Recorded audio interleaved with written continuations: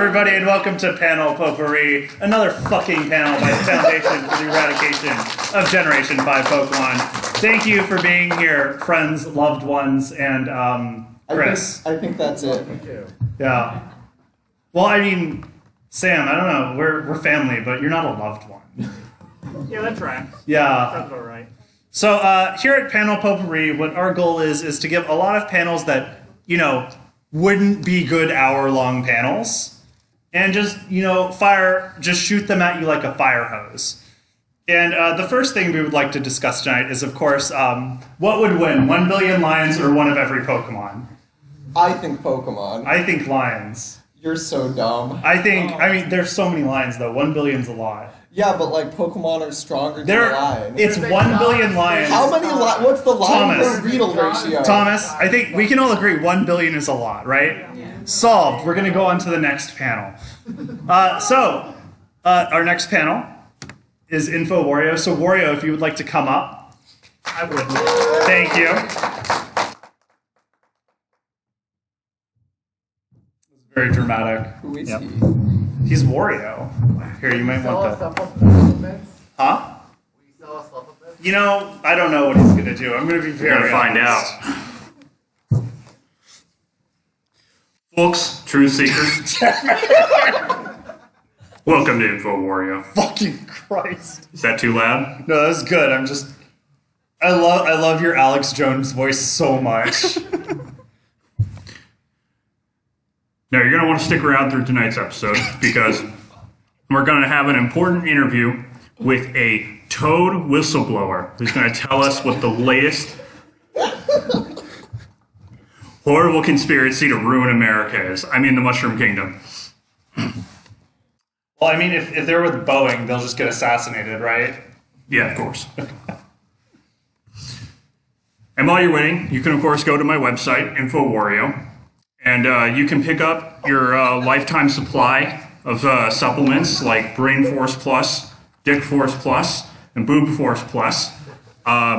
They are all not on sale, and you will not get a coupon. Well, I thought they're perpetually on sale, right? But like you charge $80 on sale from $120. Something like that, yeah. Okay. Yeah. I don't like giving Alex Jones an uninterrupted stage presence, so I gotta, you know, mess with it. He has no idea what I'm gonna say to him. In other news, our dear leader, Bowser, is of course facing heinous allegations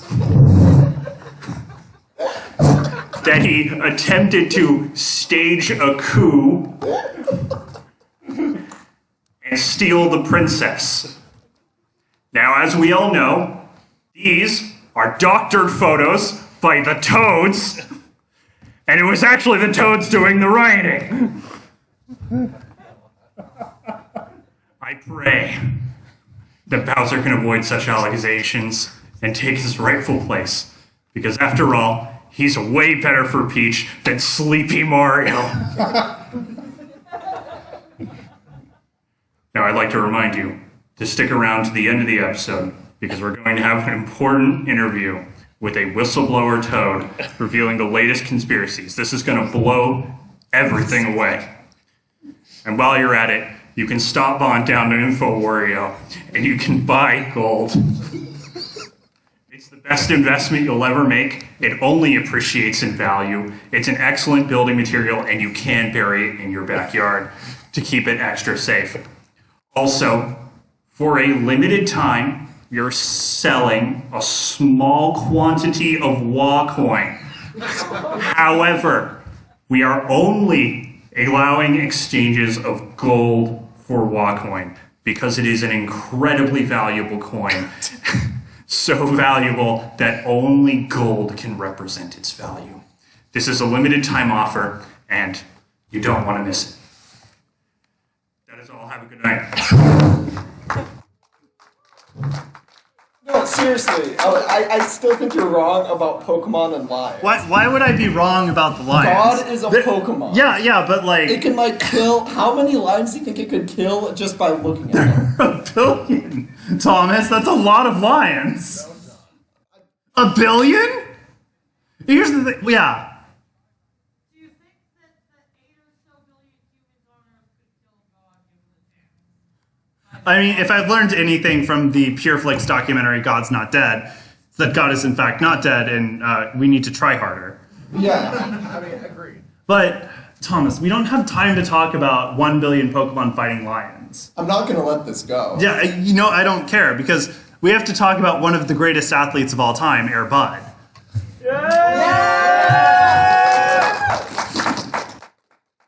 Someone had to give the Air Bud panel. So, as we all know, Air Bud's ability to dunk is extraordinary. In that movie, he did all his own stunts. He was 9 at the time. I wish I was that good at basketball when I was 9. That's bullshit. Dogs just, they've got it made. If I could have done that when I was 9, imagine where I'd be in life. Not here. Exactly. I'd be at AX. But is Air Bud the greatest of all time? We're gonna have to measure him against some other greats. We could do, wow, my notes are terrible here. Oh no, this is right. Sorry. So we've got Shaquille O'Neal. Not only is he the best at dunking hoops, he has amazing rhythm and is a fantastic actor. A real triple threat, if you will. But there's one man who can show him dominance in the hoops. Is it Michael Jordan? No. He's a baseball player. Is it LeBron James? No, he's a crypto influencer. They aren't even, they aren't athletes. Yeah. Huh? Where's the dog? We're getting there, okay? I showed him earlier. See, look, there he is. Okay, who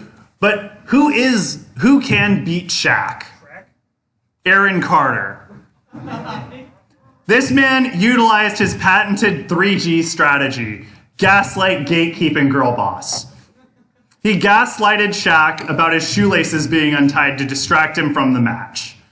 Air Bud can't tie his own shoes, so if they were untied, he would be unfazed. Gatekeep. Aaron Carter engaged in demoralizing smack talk against Shaquille O'Neal. Air Bud knows he is a good boy and is thus entirely immune to psychological warfare. And girl boss. Aaron Carter was putting it in the hoop like slam, and he had the crowd screaming like jam. But Air Bud would simply not give him the fucking ball. Air Bud's good at the sport. And I believe with this, I've shown you that Air Bud would defeat Aaron Carter to become the greatest sports baller of all time, and therefore the greatest dog of all time. I'm sorry, Black Coyote. B tier for Black Coyote.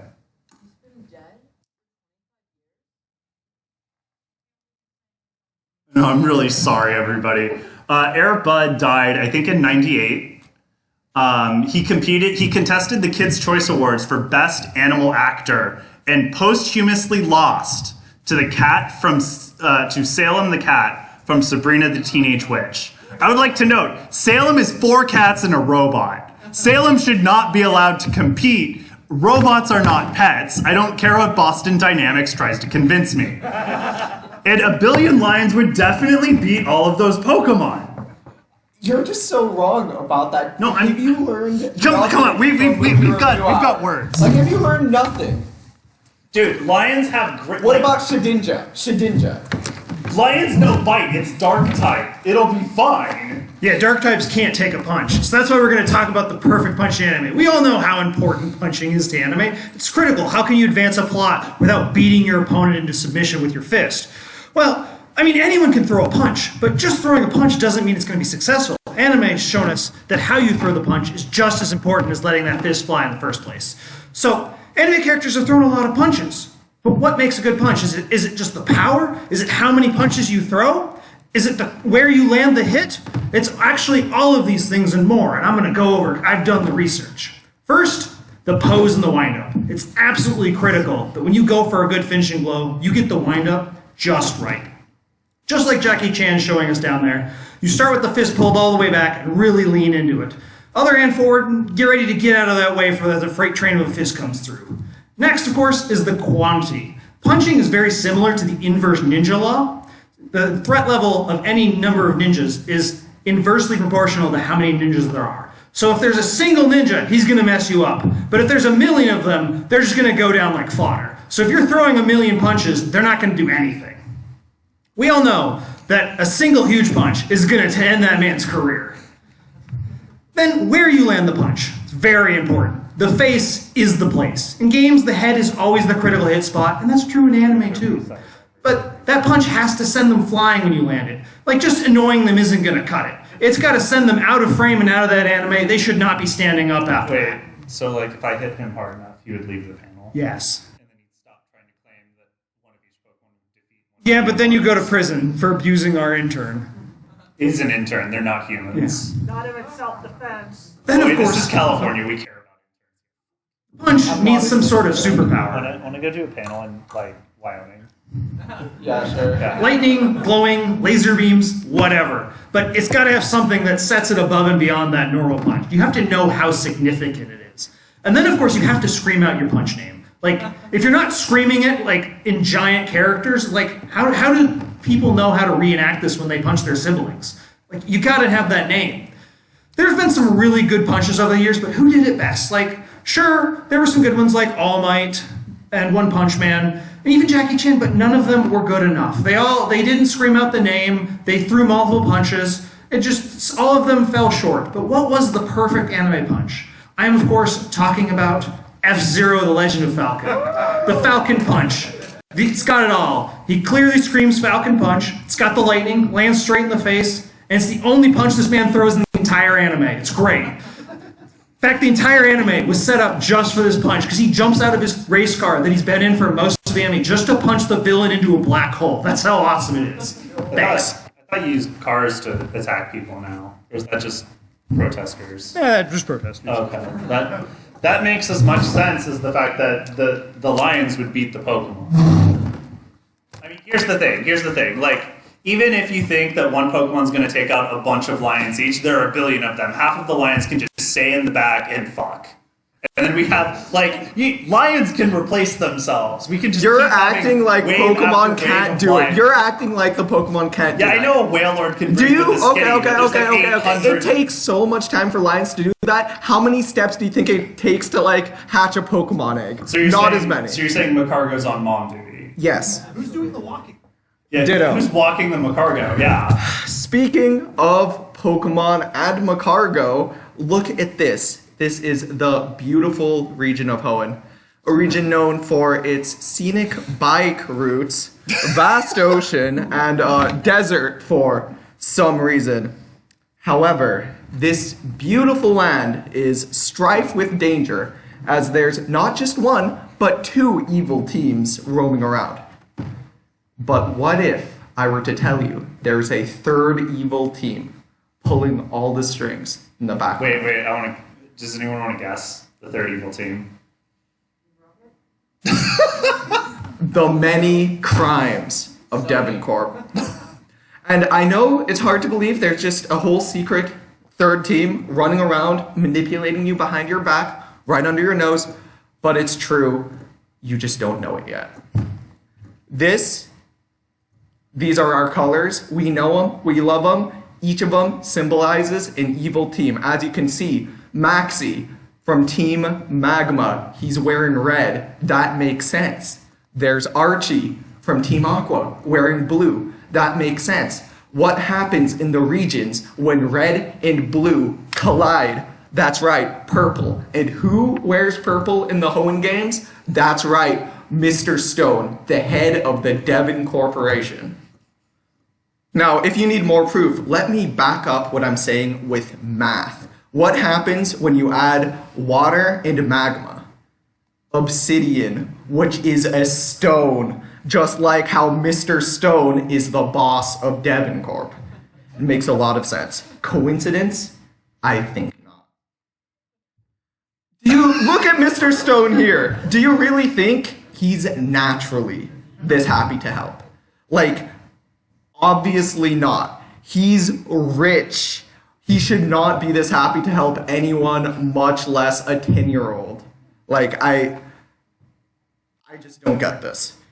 And about that Pokénav he gives you. Like, Mr. Stone, he's a billionaire. Like, I don't see billionaires tipping their Amazon drivers. Why is he giving you this very complicated device? It's a very obvious reason. It's to track your movements at all times. After all, what else would it be for? And you may be asking, where would this secret evil team be sanctioned? What secret evil base? They obviously can't use the Devoncorp building, as that would be too obvious, and they couldn't use something as easy to find as Fortree City. And I was thinking, where would it happen? And that's when it hit me. There's a perfect location. New Mauville. It all just makes sense. Those abandoned halls with leftover electrical infrastructure are a perfect place to hide an evil team. Have I convinced you yet? Who here is convinced? All right, I should get all those hands. So now we know Devoncorp, as I like to call them, Team Stone, exist. We know who their leader is and where their base is. But who are the Team Stone members who've been beneath our noses? Watson's an easy one. After all, he made New Mauville. You think he doesn't know what's happening down there? Only a fool would think that. We have Tate and Eliza's long-lost sister, Etta, who you never actually meet in the games, but she joined Team Stone at a young age and is now out for revenge. Are you sure it wasn't like Tliza? Tliza. Late? I think he's obviously confused and delusional. It's almost like he thinks a billion lines would win. As suspicious as he is, no offense, you're nowhere near as suspicious as that one Spinda on Route 113 who you always seem to run into. We know they have unique patterns. We know that's just one Spinda who's following you. And finally, there's someone who's always there to keep tabs on you, someone always there checking in on your accomplishments. You can't beat the game without encountering them at least 8 or 9 times. That's right, it's Scott. He's there under Mr. Stone's thumb, and he's reporting, checking up on you. It's gross. And that's enough truth I've time for today. Next time, I'll be exposing all the lies, corruption, and poaching in the heart of the Safari Zone. Until next time, Poke believers and true Hoeners. I had a coworker who just referred to every white guy as Scott. She'd call me Scott. I worked there for a year. Was she white? No. Okay. Wasn't. So now we have How to Survive Motherhood in Anime. I think most of the lions will survive their motherhood when they're breeding to outpace the Pokemon's ability. Do you really think they can stand on pace with Ditto? I think that there are not enough Pokemon to have a regiment dedicated to breeding. What about there are like 1,000 Arceus Pokemon. Created Pokemon. He could just create Gen No, this is one of each Pokemon. That's... And the problem is, Arceus didn't have a good mother around. But clearly we didn't either. Apparently. And you didn't because you interrupted our conversation. Because you guys went too long. That's true. That's fair. Anyway, welcome to How to Survive Motherhood in Anime, an analysis through examining a handful of women who utterly failed at it. Brought to you by the Dead Moms Association. I'm the chapter president. Yeah, he is. So we know there's a high death rate of moms in anime. That's kind of just a given. So sometimes, that's another one. So sometimes the main character's behavioral traits are kind of just determined by their mom being dead. So other times you have them where they have a natural death to kind of just give the main character some drive to do something with their lives. And other times we have those that are just there to mess with us. No other reason, just there to absolutely mess with our minds. So how do we go about surviving all this kind of stuff and avoiding all these moms? Well, the first rule is don't live in a fantastical world. Or if you do, just don't have kids. So, like on the left, Carla Yeager from Attack on Titan lives in a universe full of giants that just occasionally break down walls. And you can run faster if you don't have kids to protect and get them out of the way first. We also have Kie Kamado from Demon Slayer, who lives in a universe full of demons that like to eat people. And in the middle of nowhere. In the middle of nowhere. So a little bit less generally protected, but still not great. You know what happens because both of them have kids? Death. So the second rule is kind of avoid curses and beasts as best you can. So Kushina Uzumaki of Naruto is kind of more of a human binding than a curse, but she still has a 9-tailed fox stuck within her to kind of just keep it controlled. You know what kills her? Deciding to have a kid. Giving birth to Naruto weakens her enough for the fox to escape, and she has to sacrifice herself to protect her son. Honestly, not recommended. So, recap. Right now, we've mostly dealt with mobs that have more fantastical worlds, not really like ours. So there's giants and demons running around. What about other situations, or like our world, if you're like, rich or something, you don't have to deal with this crap? Well, no. Being rich isn't going to save you from your protagonist kid either. Rachel Phantom Hive is from a noble family in England, and so you wouldn't really expect her to be in a vulnerable position. She should have, at least the cops protecting her. Lucky bitch. Well, I mean, Batman's moms didn't have cops protecting her either. Yeah. Well, according at least to the original anime, being rich didn't help her because she also got killed pretty badly. This may have been her husband's fault partially too, but I'm going to blame the kid because that makes more sense anyway. So, I mean, maybe we just need a more slice of life with kind of like day-to-day people like we are. And that's going to work. Never mind. Fruits Basket has some unusual characteristics to it, with the whole people turning into animals when they get hugged by the opposite sex thing. But Does anyone turn into a billion lions? Does anyone turn into a Pokemon? no. Okay.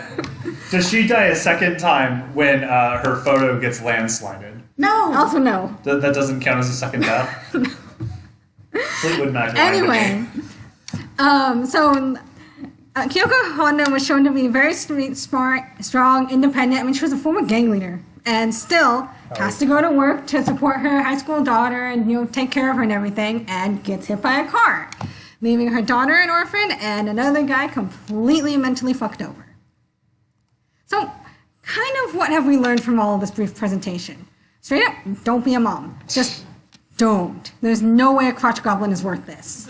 For most of us, that's not an issue. Yeah. But if you really want to be a mom or just get stuck in that situation, first of all, watch for protagonist signs. If your kid's got funky hair, or you end up being you end up just having like those little quirks that your kid has that makes them seem unusual compared to other kids, run. Wait. What? His mom's dead.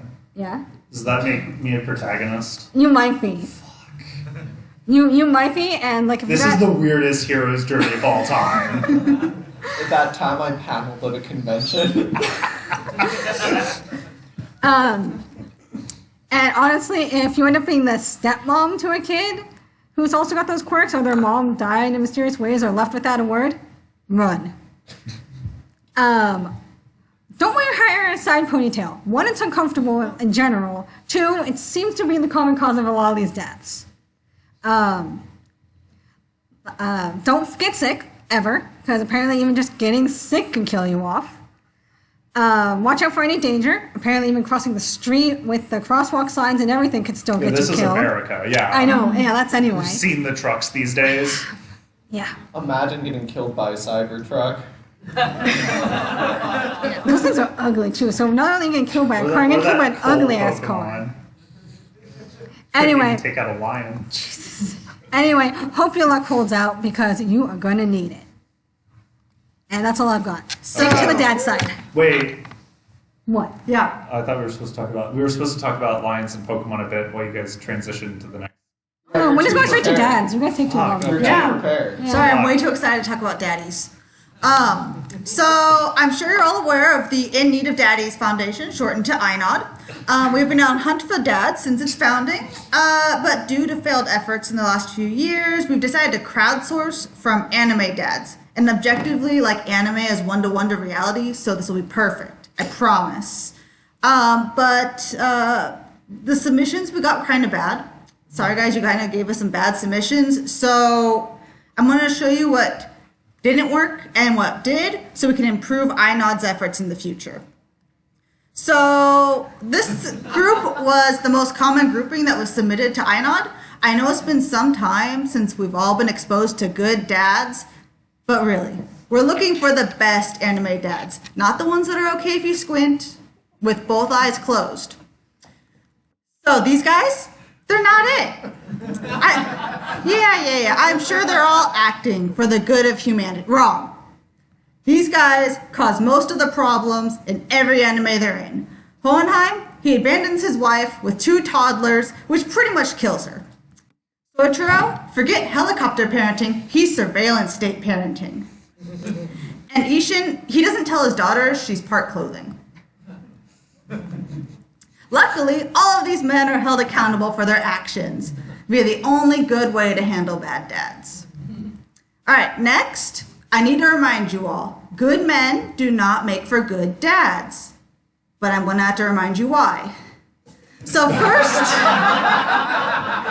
we have Gendo Ikari. So technically, this one was provided by the local team, and they just give me like a whole list of notes for why he's a good dad. And I mean, I understand their stance. This guy put his son in the best location to get that boy a girlfriend. As a wingman, unparalleled. But he did abandon his son as a child, cheated on his wife, and he treats everyone like garbage. So, I mean, yeah, he's not great. So that was declined. And now we have Goku. So, I mean, this one's a little bit easier. Sure, he's a hero, but good dad? No. This man is the master of child endangerment. And do not get me started on him being an absent dad on account of being dead. I'm not buying it. So, I mean, they also got what was coming to them. So now we're going into dad submissions that were decent, but they all kind of had their pitfalls. First up is Lloyd Forger from Spy Family. He pretty much proves that your intentions don't matter as long as, like, your actions are good. I mean, he deals with a child who would make the best parent want to hide in a hole. Downside, he did bring an attractive assassin into the household. Next, we have Raka Fujioka from Orin High School Host Club. Since he can't actively watch over his daughter, he makes sure to check in with responsible personnel. And I don't mean the president of the class, I mean the responsible personnel. And he serves as a great role model when it comes to looks. But he also lets his daughter be in a club full of boys who want to be with her, so not great. Anyway, we now have Kazuma Soma from Fruits Basket. He's not technically a dad by blood, but he's the dad who stepped up when the rest of the family was a complete garbage fire. He gives his son an outlet for his frustrations in a safe location in a nice, quiet environment, and he holds the boy accountable for his actions by making him face that internal and external monster that he was hiding from everyone else. But he's a bit bad about asking consent when it comes to that lesson. And now, here's the dad you all were waiting for. Mr. Mime. No! Giovanni? The absolute correct best dad. Darth Vader? You know him, you love him, it's May Hughes. Like, this man was traumatized by war, but he didn't let it interfere with his care for his family. He's proud of everything his family does. He gushes about and is obsessed with it, like down to pie crust. This man knows how to love and respect his family and just give them a brighter world than the one he lived in. But Daddy Hughes is dead. So, since I have to suffer the misery of the best daddy being dead, INOD has concluded that all submitters for this project have deserved only one dad. And yeah, that's right. Say hello to your new daddy. Thank you, and be sure to turn in your INOD badges when you leave. You'll be enjoying bonding time very soon. Okay, what about Slugma and Macargo? How can the lions even touch them? I mean, here's the thing, like, scratch and bite and shit still work on Slugma and Macargo. They're just, like, I get that they're made out of, like, you know, magma, but within the Pokemon world, they can still take hits. Are you saying that, like, a Rattata is immune to them for some reason? I think so, but... Yeah, that's you know, don't trust a Pokedex entry. It's embellished. They're written by 5-year-olds. Anyway, speaking about written by 5-year-olds, it's time to talk about characters in anime. Specifically, character designs. They used to be much better, and now they're absolute trash. If you look at the character designs for men in the 90s, it's pretty stylish. As you can say, Yusuke absolutely has that drip. This man knows how to layer in a way that us as Californians will never figure out. Tuxedo Mask, he's kind of dressed for a musical, which is a little cringe, but like... I don't know. If I saw him on the street, I definitely wouldn't call the cops. And I mean, Naruto looks fine. I really like his goggles. They definitely weren't so complicated that the mangaka just stopped drawing them 2 chapters in because they were taking too much time. This is in contrast to male character designs from modern anime, where they just, good old copy paste. I don't know. It's really fucking lazy, but it could be worse. It could be what they did to female characters. If you look at the designs from the 90s, it's pretty basic. We have blue hair, pink clothes, legs that are inhumanly long. Like Mr. Mime. Like the lions. And otherwise, outside of outside of Bulma's legs literally being 80% of her body, these are relatively normal proportions. I don't know. They had to consult someone though in the 2000s when people were watching anime last. That person happened to be Bobby Hill. He had 2 suggestions. This is what female character design looks like. And these are really this is really unrealistic. It's messed up what they're doing for body image issues and self-esteem for women. But if this is what you look like, feel free to come back up after the panel so we can talk about it, maybe over coffee or something.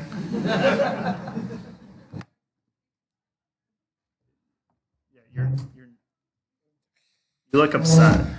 That's because during that I saw somebody take a photo of the screen. That's fair. I don't want... Yeah, sorry, hand check real quick, everybody. Cool. We did it. Anyways, I refuse... You failed the hand check. I'm really concerned. I refuse to stoop to your level. Uh-huh. That was disgusting. Anyways, Thomas, here's how to get a girlfriend at a convention. Shit. Do you have a pen and paper? I actually do. Okay. Yeah. So those lions. I believe in the Lions, man. They've fucking got this, but... New page. Okay. Jesus Christ! New page! I use the notebook. Possible Anyways, games step for one, run if you keep your hands raised, like all of you, and if you at any point you can't make the criteria, lower your hands. We'll see how long you last. But okay, how many of you attended SnafuCon 2023? all right. Wait, is your hand still up? No? Huh? You went? You went. Did you go? You keep your hand? Oh, no. All right. How about this one? Did you give paddles with Max and Andrew? Yeah, it counts if you're Andrew, not you, Max. All right, that's step 2. Okay. Step 3. I'm already out. It all starts with the singular photo. You may think it doesn't, but did you get a photo with someone special? All right, this is looking kind of bad. All our chances. I'm the only one with my hand still up here. That's not good. Next step. Actually, let's not really talk about this one. I'm gonna pretend this one doesn't happen. And finally, profit. How did it work out for you? Oh, it didn't work out actually. Oh, okay. Yeah, we broke it off after one. Okay. I feel like this is getting pretty cringe. This is cringier than fucking Lions and Pokemon, man. Yeah, it's kind of bad. Are you gonna teach us how to not be cringe? I'm gonna teach you guys how not to be Thank God, cringe. I someone got you. needed to. I got your back. You just wrote lions. It didn't seem like a useful lecture. I'm gonna teach you all how to write fan fiction without being cringe. So I'm sure you're all wondering, why does this random nobody think she has any right to tell you about fan fiction? And you know what? That's fair. So like most fan fiction writers, I have an insufferable need for validation. So here's the Just like highlights. panelists. I know, right? Weird that I'm here too. Yeah. So I started in 2008 on DeviantArt, which was a bad idea. So then I went to fanfiction.net in 2009, and then AO3 in 2015. Wait, did I ever tell you about the DeviantArt account I ran in 2006? I feel like you did. It was just me drawing really bad Rock Lee Sakura ships. Yeah, no, yeah. You did. Just to, the idea was just to fuck with people. Next time, try to draw a billion lions. Well, Rock Lee was dipping Sasuke into a vat of acid. You know, so. I will respect you more if, since that time, you've written in 15 fandoms and written over 1,615,000 words. I've done NaNoWriMo twice. Does that count? No. So that's about 8 copies of Crime and Punishment, which is a bit of a punishment. So, by definition, I am also a professional fanfiction writer. No, I will not elaborate. But that does mean I can answer this question very clearly. So how can you write fanfiction without being cringe? You don't. Be cringe. Be free. Be absolutely expecting that your friends are going to look at you really weird every time you say you write fanfiction. So thank you for your time, and I will not be taking any questions. Here's the thing about the line. It's like you know what they say, if you put 1,000,000 monkeys on a typewriter, they'll eventually write Shakespeare. If you put 1,000,000,000 lions on a battlefield, they're gonna have like 40 fucking Napoleon Bonapartes.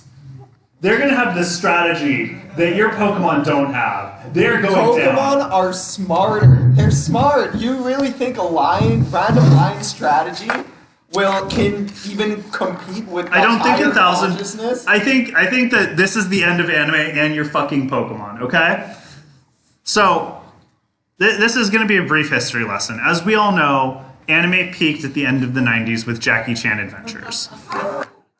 But as Jackie Chan Adventures, wound down its 4th season, you can see Toru really upset he got his pink slip. We had to have a new anime come forward to really reinvent the tropes and breathe a freshness into the genre.